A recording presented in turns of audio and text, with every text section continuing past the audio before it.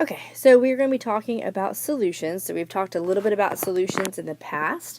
So we're going to talk about in a little bit different aspect. One thing that you need to know is the difference between a solute and a solvent.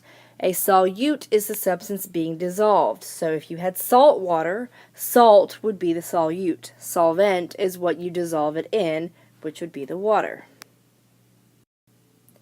Solvation is the process of those solvent particles surrounding the solute particles to form a solution.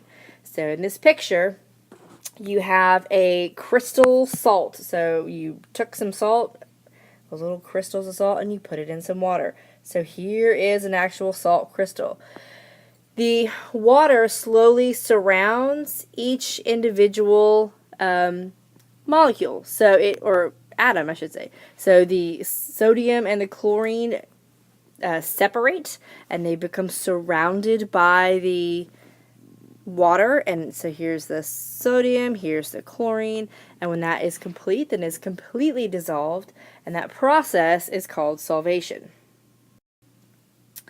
Water is a very polar molecule, and this means basically it has poles. So think of it as a north pole and a south pole, or a positive pole and a negative pole. So because oxygen likes to take electrons and hydrogen isn't strong enough to stop it, it makes one end of a water molecule just slightly negative. So it's like a planet with a bigger gravity. So it's pulling more of the electrons towards it, and so less of the electrons are around each of the hydrogen molecules, making them a little bit positive.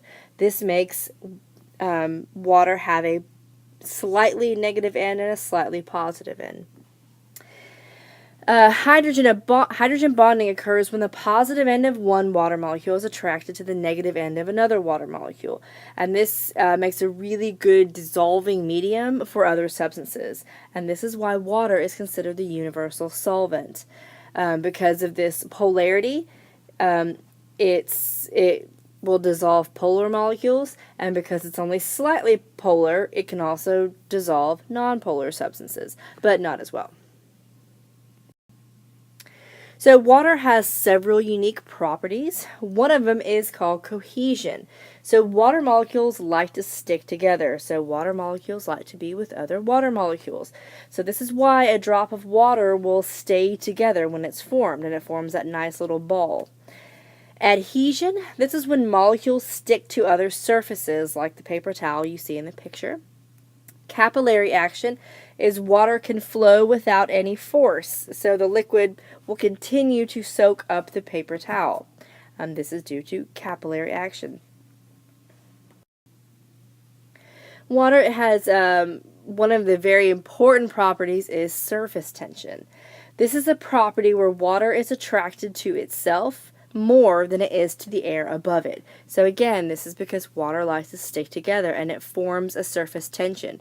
So all the water molecules that are sitting at the very border of that droplet of water are more attracted to the other water molecules inside of it than they are to the air around it.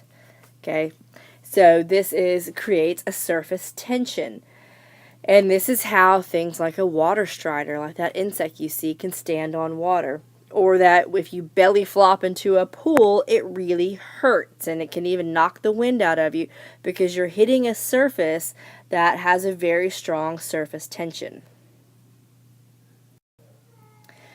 So there's a general rule when it comes to solvation, and that is like dissolves like. Like refers to the solvent and the solute being either polar or nonpolar. So polar molecules polar solutes will dissolve easily in polar solvents, and nonpolar solutes will dissolve in nonpolar solvents. The polarity of a molecule is a result of how the electrons are shared and arranged, like we talked about with the water molecule. So when substances combine, if a substance is considered soluble, a substance that dissolves in a solvent. If it's insoluble, the substance will not dissolve. So we learned about this when we did our solubility rules. If something is immiscible, this refers to liquids. So it's two liquids that are immiscible. They will separate after mixing. A perfect example of this is oil and water. And if two liquids are soluble, it's called miscible. Another type of solution is an electrolyte solution, and this is when a substance that dissolves in water will create a solution that will conduct electricity. This includes most ionic compounds. So remember, an ionic compound is a metal and a nonmetal. Perfect example of that is sodium chloride or salt.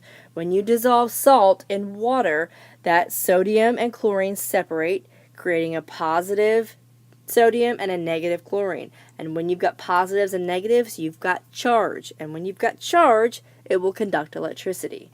Also, any other highly polar molecules will also conduct electricity, and these are called electrolytes. A non-electrolyte is a substance that when it dissolves in water, does not conduct electricity. An example of this is sugar water.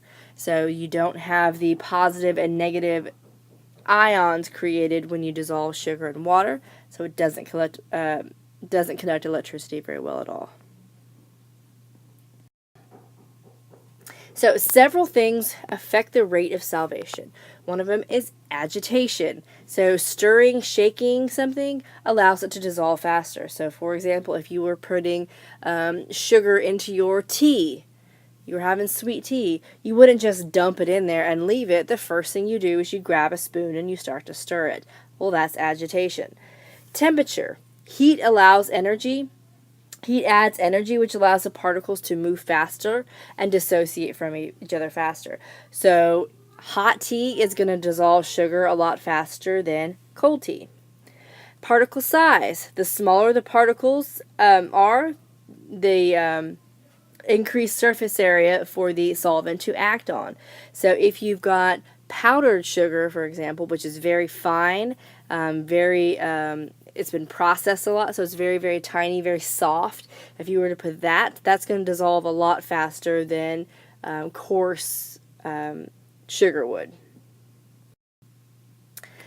So you can see in this solubility graph, and take time to pay attention to this because we will be doing lots of these solubility graphs in class, so this is an important several slides for you to pay attention to. So this shows the effect of temperature on solubility. So as you can imagine, when things get hotter, so as the temperature is getting higher and higher going this way, the amount of that you can dissolve goes up and up. So this means that, for example, for this potassium nitrate, at 40 degrees, so right about here on the line, and you kind of go across, that's, around 58, let's say. So at about 40 degrees Celsius, I can dissolve about 58 grams of solute in water. But if I increase that temperature to 80 degrees, and my lines are not perfect here, but if I make it hotter, and I've now made it 80 degrees, I can now dissolve 160 grams in water. So by increasing the temperature, I can really increase the amount of stuff I can dissolve in there. So solubility is the maximum amount of solute that will dissolve in a given amount of solvent.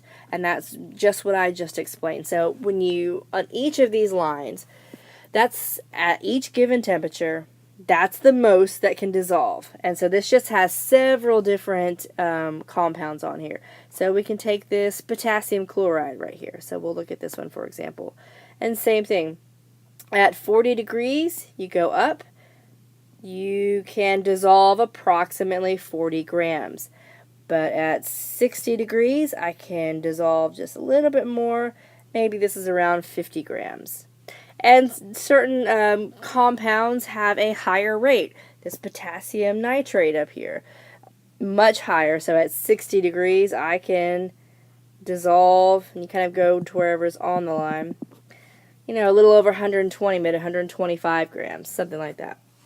So that's the most that can dissolve at that given temperature. That many grams can dissolve. So if something is saturated, this contains the maximum amount that can dissolve, and that's what we just talked about. If something is unsaturated, it contains less than the maximum amount dissolved. If something is supersaturated, it contains more than the maximum amount that can dissolve. And that is possible. It sounds like something that would not be possible, but it is. Okay, so we look at this graph. What type of solution is a solution that contains 70 grams of lead nitrate at 40 degrees and 100 grams of water? And it's always going to be 100 grams of water. That's kind of extra information, so don't let that confuse you. What we care about is the potassium nitrate, so that red line. So we find at 40 degrees, and all I care about is the red line, so ignore the green line and the blue line.